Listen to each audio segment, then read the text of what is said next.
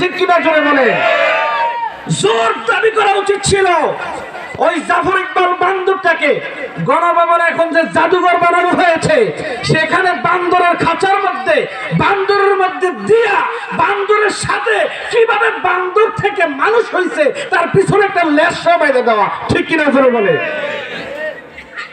মানুষ বান্দর থেকে তৈরি হয় নাই, মানুষকে আল্লাহ নিজে তৈরি করেছে। ঠিক কিনা জোরে বলেন।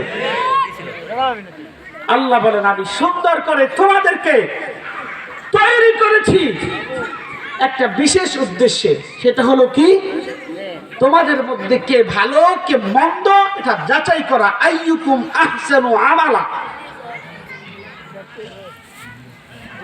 আমার ভাইরা, আল্লাহ রাব্বুল আলামিন কোরআনুল কারীমের ভিতরে স্পষ্ট জানায় দিলেন সূরা বাকারার 28-29 নম্বর আয়াতে, লক্ষ্য করে দুনিয়ার মানুষদেরকে ডাক দিয়ে বলতেছেন কাইফা তাকফুরুনা বিল্লাহ, তোমরা